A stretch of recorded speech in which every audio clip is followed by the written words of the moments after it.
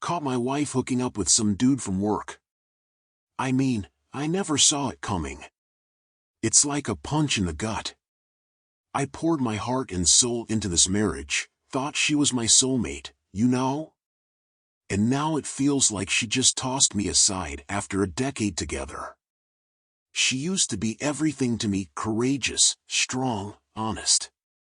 At least, that's what I thought. Now, I don't even recognize her anymore. But the worst part? She's straight up denying it. Can't even be honest with me about what's going on. And that stings, man. It really does. I gave up everything for her. Moved continents, left my job, family, and friends behind just to be with her. Now I'm stuck in a foreign land, feeling completely alone. You know, maybe it's easy to point fingers and think I messed up somehow. But I was a damn good husband, always loving and caring. Her family had issues, big ones, and I did whatever I could to support them and her. Pushed her to pursue her dreams, even put her through school and beauty courses to help her thrive. But above all, I loved her, man. Always had her back through the tough days at work or with family drama. I trusted her with everything.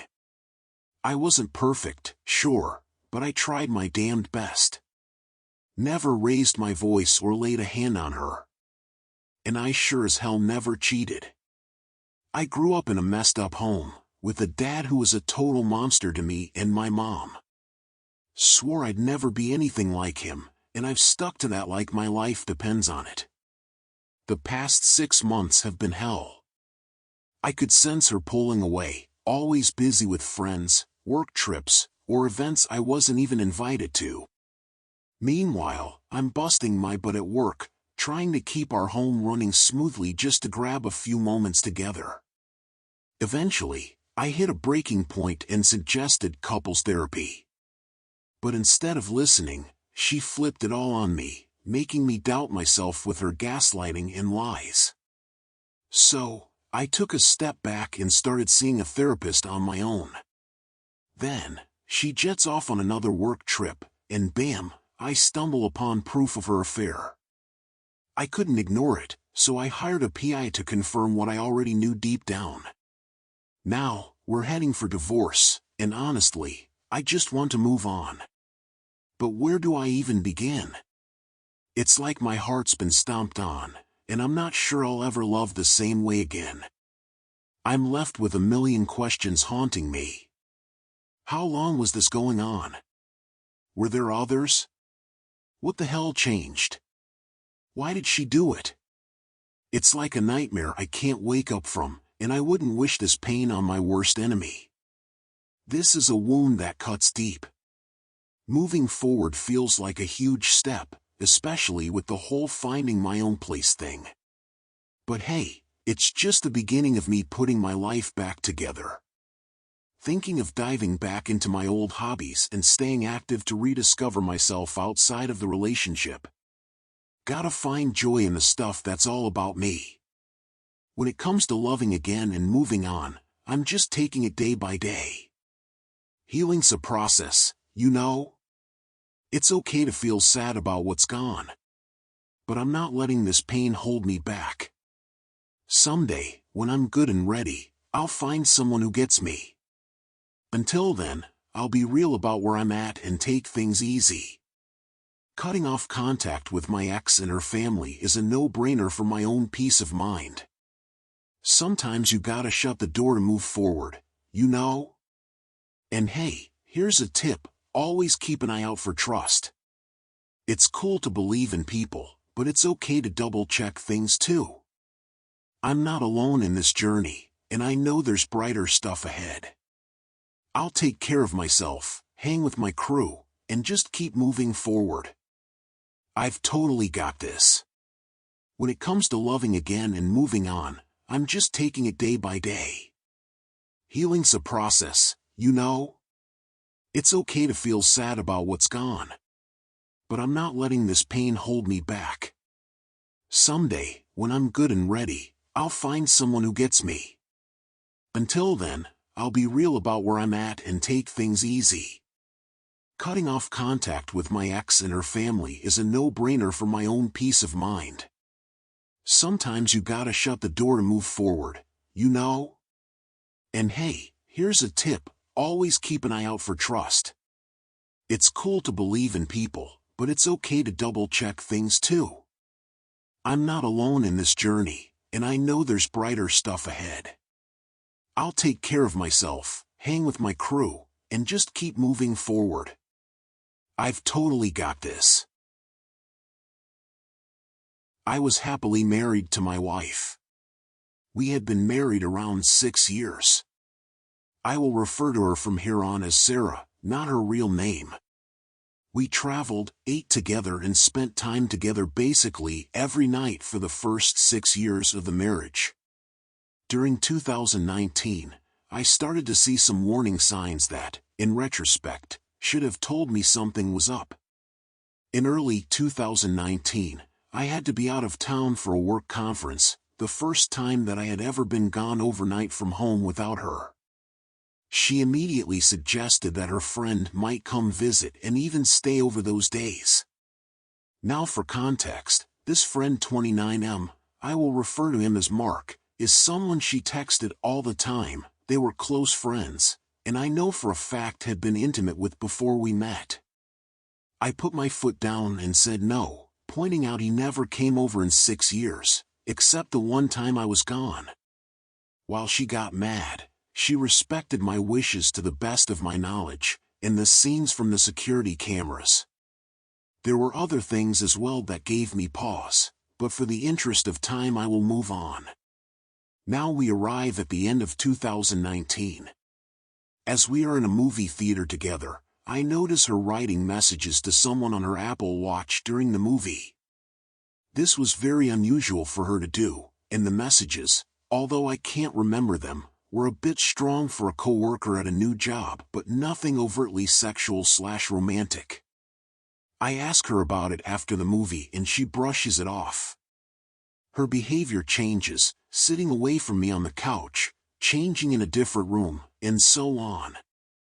I start to wonder, am I being cheated on or what is being hidden from me? I feel tremendous guilt for even thinking about checking her phone for confirmation, feeling that if I do, and I am wrong, there's no point in continuing to be married. After thinking about it for days, I decide to check in January 2020. Now, her phone is always close by, and I don't know the passcode. Luckily, her watch is accessible, and she made the code our anniversary, irony abound. What I discover next is horrifying. Sarah and Mark discussing her hookups with a coworker, them mocking me for not noticing what is going on, Sarah discussing how the idea of me touching her is revolting, how she can't imagine having kids with me. We had been trying in mid-2019, so this especially hurt. Then I read the messages between Sarah and the coworker, we will call him Carl. Those messages are explicit, and Sarah shows more affection for him in every way than she shows me now. And each message tells me a new revelation that hurts more. That a trip she said was to console a friend was really so that the friend could meet Carl.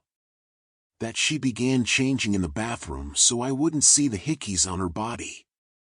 That her therapist knows all of this, and says I should be made aware, but that she should be happy with whoever. I stay up till 3 or 4 a.m., reading these messages and taking pictures of everything. I don't sleep that night, my jaw clenched so hard all night it caused issues for months. She leaves for work, I'm off that day, and my first phone call is to a lawyer. What are my options? When I confront her, what can I say/not say legally? I wait for her to come home, reading over the messages to confirm it wasn't the worst dream I ever had. When I confront her, I tell her what I know, without revealing I had been in her texts. I tell her I spotted the hickey, a lie, but she mentioned it in the messages, that I know she's texting someone. Sarah lies, tries to argue it is someone else that gave her the hickey, but finally I read a message from her watch.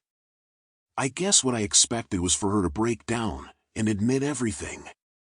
Instead, Sarah explodes in rage that I violated her privacy. The insanity and gaslighting of trying to convince me that I was the bad guy here blew me away. She stormed out of the house and disappeared for 3 days. No communication as to where she was, even though I asked her to tell me where she was staying so I knew she'd be safe. To this day, I only know a small part about where she went or what she did. When she comes back, she tells me she wants to try to fix things and spend some time together. It doesn't go well. I catch her sneaking off to meet with him once again, as she foolishly leaves the watch behind and I can read the messages in real time. I finally tell her in February 2020 that I contacted a lawyer. She insists she won't sign anything until we attend couples counseling. I humor it, but it goes off the rails immediately when, after I explain we're here because she had an affair, that she argues my word choice, affair was too strong a word. She also lies about the fact that she cheated on me before Carl with a married man, something I discovered at a later date going through her watch once again. She admits her plan was to find an apartment, then hand me papers without me ever knowing what is going on. She even tries to blame the whole affair on me, using, in the therapist's view, minor disagreements as proof of my cold and uncaring demeanor. One example, I didn't immediately scream at my parents for a Christmas gift she didn't like, or at her parents when they playfully made fun of her. At this point, the decision is made. I need to divorce her, as she will never tell the truth. We agree Sarah will move out of our house, and I even help her find an apartment. Anything to get her out of the house faster. One day in March 2020, I watched the news of COVID come in and all construction work stops. Her apartment was almost ready but was being renovated. Now there's nowhere for her to go. I'm stuck in the house with her from March to June of 2020. For those wondering, she has enough legal knowledge to know that leaving would make her case harder and might still have to pay expenses. Those 3 or so months were hell. Trying to do my job and live in a house with a person who had wronged me and ridiculed me was unbearable at times. We tried, as best we could, to keep it civil and not scream at each other every time we passed each other. Imagine spending 90+ days cooking meals, passing by, and seeing no one else in the world but the person who ended your marriage and broke your heart. Every day featured me essentially locking myself in a room for 8 hours, then doing yard work or working out to avoid speaking with her. She moved out for the most part in late June once the world started to open up a bit, and had all of her items out by July. Knowing that I wanted the house, she definitely manipulated the situation to her advantage to avoid her being publicly shamed. Her family, to this day, doesn't know what caused the divorce. She didn't tell them the divorce was happening at all till after the papers were signed, and essentially forced me to pretend we were still together until then, at which point I told her to tell her parents or I would. They never asked me what was the cause, although 1 or 2 did wish me well. I never felt the need to tell them, as despite the pain and gaslighting she caused, I didn't feel the need to hurt them. Her parents never wronged me. Carl and Sarah didn't last. When I found out, Carl told her to leave me and be with him. But she tried to mend our relationship and he walked away from her, so she ended up with no one. Sarah and I rarely speak now unless it's absolutely necessary, which is rare. I've wondered at times if maybe I was wrong for not publicly outing her infidelity. The people who are important to me know the truth. I also never confronted, or spoke to for that matter, Carl or Mark, or her friend, who knew about all of this but never warned me. As for me, I found someone who is truly a good person, and have a great relationship. I've never told Sarah as it's none of her business.